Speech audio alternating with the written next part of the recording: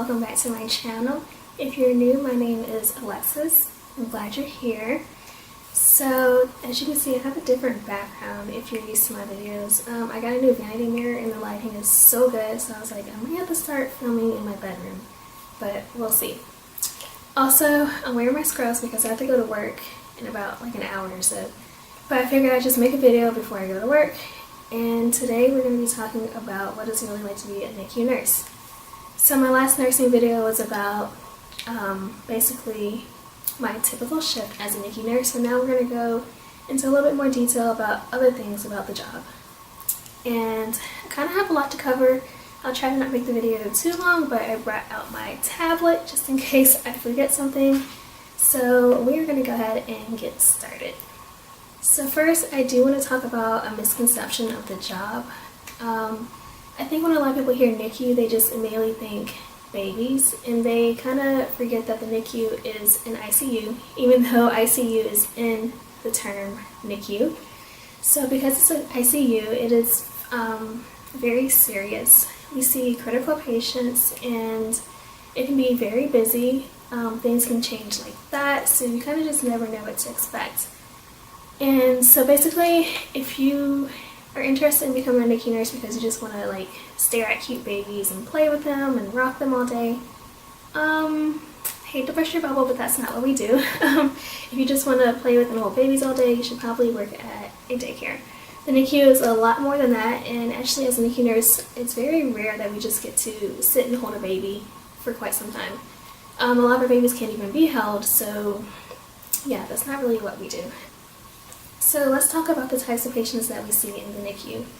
Sometimes we have patients that we consider to be stable. So these are usually the babies that are just working on gaining weight or PO feeding.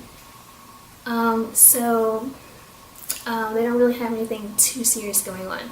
On the other hand, we have very critical patients. Patients who are very sick, very premature. So some issues that they may have will be like GI issues. So you may see babies with an omphalocele, gastroschisis, or neck. Sometimes we have patients with respiratory issues, so they may have a nasal cannula in, they may be on bubble CPAP, they can be on a conventional vent, so they're intubated, or they can be on the high frequency vent, so that's the jet and the oscillator. Some patients with respiratory issues may have a trach in.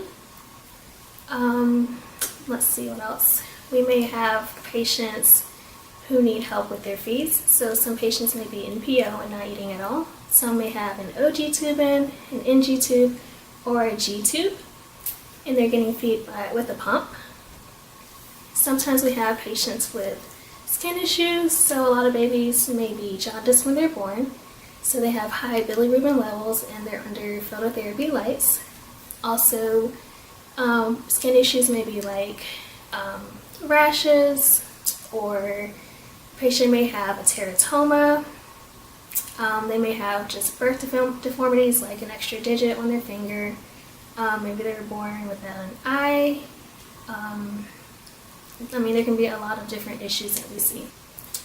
Also, patients may have an IV, a PIC, a UVC, or a UAC, just different lines. They may have TPN running, or lipids, or whatever other medication they may need going through those lines. We take in patients at a wide range of gestational ages, so some patients may be preterm, so they can be about, say, 24 to 36 weeks. They may be term, so 37 to 40 weeks, or maybe even post-term at 41 weeks. Also, our patients have a lot of different weights. So some patients, like especially the preterm ones, may be under 1,000 grams and they can just fit in your hand. Other patients may be average weight, so like 6-7 pounds. And every once in a while we'll have a large for gestational age baby that was born at 12 pounds. So you see a very wide variety of different types of patients. You kind of never know what you're going to get. Also, some babies cry a lot, some don't cry at all, especially the ones that are like intubated. Of course, you're not going to hear them cry. Also, we may have some patients that have seizures sometimes, or patients that don't move at all, so they may be under continuous video EEG monitoring. So that's just kind of a short general list of what we may see in the NICU. If I listed everything, this video would take forever, and like I don't have time for that, and you guys don't have time for that. So now let's talk about the length of stay for our patients. Some patients may stay for just a few days. These are usually the more stable ones that are just working on their weight or PO feeding. Some patients may stay for weeks or months, which is more common, and every once in a while we may have a patient that celebrates their first birthday in the NICU. That's a little more rare, but it can happen. Of course, our patients just have to stay with us until they get better or until they can be transferred to another floor. So let's talk about the types of beds that our patients use. The NICU is pretty different in the fact that our patients don't usually stay in one bed during their entire stay. So in the middle of filming, my camera shut off because I ran out of memory. So let's rewind a little bit and go back to what I was saying. So our patients are usually in more than one type of bed during their length of stay. When they're born, we often have patients come over on radiant warmers. So these are beds that are pretty much open. Of course, they have side rails, and on the top there's a heater to keep the baby warm. And you can set the radiant warmer at different temperatures. You can weigh the baby on it. You can raise and lower the head of the bed. So that's just one type of bed. We also use isolettes a lot, and we also call these incubators. So these are the beds that are enclosed on every side, and then they have the two holes on the sides that you stick your hands through, and you just kind of have to maneuver through those two holes. So these beds also keep our patients warm and help regulate their temperature. And when we have what we call ELBWs, which are extremely low birth weight babies, we also put them in there because they have very fragile skin, and with these beds we can set humidity, which helps with their skin. And these beds also have a bunch of different buttons and settings. You can weigh them and raise and lower the head of the bed too. We also have open cribs, and I'm sure you all know what a crib is. Nothing special with that, it's just kind of like a crib at home. These are usually for our more stable babies or our older babies who of course can regulate their own temperature. And then we also have what we call bassinets, and we don't use these too often. They're usually for our patients who will be going home in like 3 days or so. And every once in a while we'll put our patients in swings, which of course aren't beds, but we'll put them in there if they're cranky, or I don't know, some patients just really like the swings. It keeps them calm, it helps them fall asleep. They really like it, we like it, so sometimes we'll put them in there. Alright, so now let's move on to the duties as a NICU nurse. Of course, hand hygiene is everything. You have to scrub your hands when you go in, and you put hand sanitizer on so much. Like if I had $1 for every time I put one hand sanitizer in just one shift, oh my gosh. So you want to put hand sanitizer on before you touch your patient. If you touch your computer or your cell phone, make sure you put hand sanitizer on before you touch your patient again. If you go from one patient to another, you need to put hand sanitizer on so that you're not transferring germs. So hand hygiene is everything. Also, of course, you need to learn all the policies. You need to know how to do things, when to do it, why we do it, how long you need to do it. So there's just so much to learn, but that's with every unit, of course. So also, of course, you have to do your head-to-toe assessment. So that involves checking fontanelles and sutures, auscultating heart sounds, lung sounds, bowel sounds. You have to do an abdominal girth. Sometimes we weigh our patients, do a head circumference, measure their length. We check residual. There's just so many different things that go into the assessment. You obviously want to check their skin, make sure you reposition your patient every few hours. All that good stuff. Also, as a nurse, of course, you need to give medications. We pretty much give the same medications. Every once in a while we'll have a patient with a certain condition that requires a special medication, but we usually give caffeine, multivitamins, iron, nystatin, vitamin A. When a baby is born, of course, we do the erythromycin for the eyes, and we give vitamin K. Before a patient is discharged, we have to give a Hep B shot. So the list for medication goes on and on too. Also, as the NICU nurse, you have to insert IVs. If an IV is saline locked, you're going to flush it. You may have to take out an IV. let's see. I have to look at my notebook or my tablet because I can't remember everything. It's just such a long list. Let's see what else. Oh, well, the obvious. You definitely have to feed your patient if they're not NPO, so you can bottle feed them or you do their feeds through the pump. You also have to change diapers, change sheets and linen. Sheets and linen, change their sheets, change their clothes. You may have to give a bath. Sometimes we have admissions, sometimes we have discharges. You may have to take your patient down for an MRI or a VCUG or whatever else they need. Sometimes you have to take them down to the OR for surgery. There's just so much that you have to do. You just never know how your shift is going to go. A lot of times we have labs, so we usually do hill sticks to check sugar or to just get little vials of blood, and we send that off to the lab. One thing that I really want to add on that I forgot is that you want to make sure you can see and hear the alarms in the monitor at all times. A lot of times we get what is called alarm fatigue. So in an ICU, you're constantly going to hear beeping and alarms going off, but you have to make sure you're paying attention to these at all times because they're there to let you know that something is changing or something's happening. It's there to get your attention and you need to pay attention. You also want to make sure that you can see and hear your patients at all times, and if you ever have to step out of the room, make sure you let another nurse know that you're leaving and let them know what's going on with your patient just so they'll be aware.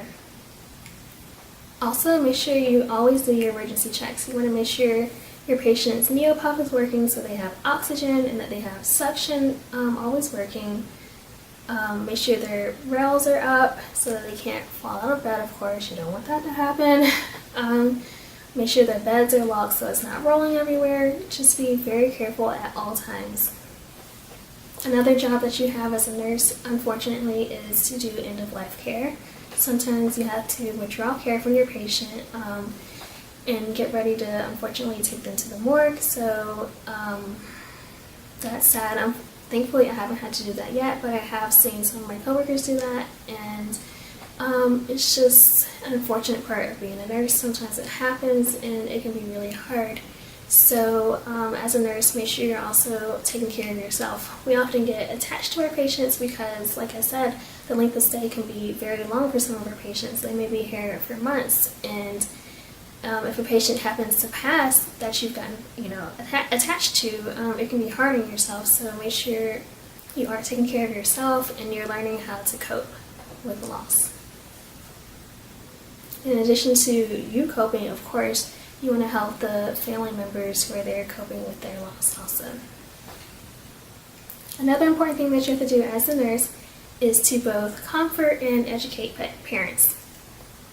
So of course, nobody wants their baby to be in the NICU, nobody expects it, but it happens. So a lot of times parents may come in, they're overwhelmed, they're sad, they're crying. So of course, as a nurse, you want to comfort them, be a listening ear, a shoulder to lean on, all of that. And a lot of times parents come in and it's their first baby, so we teach them how to change diapers, how to properly hold their baby, how to breastfeed. It's also very important that you explain things as you're doing them to parents. So when we have care times, a lot of times we like to involve parents. We'll let them change a diaper or check temperature, but when it comes to things that you have to do as a nurse and parents aren't allowed to do due to safety issues, of course, you just want to explain it to them as you do it, so they're not just sitting there in the dark, confused and not knowing what's going on.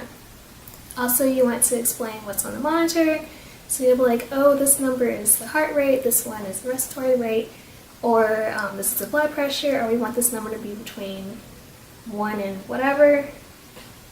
It's important to let them know what ranges they want to keep certain numbers in, just so they know what's going on. Another important task that you have as a nurse is to collaborate with the care team. So that is the doctors, nurse practitioner, respiratory therapist, dietitian, lactation consultant, chaplain, anyone that's involved with taking care of your patient. You need to collaborate with them. It's very important that you're present during rounds so that you're updated and you know what the plan of care is. Also, if you see a change in your patient's condition or just something doesn't look right, you want to notify the provider.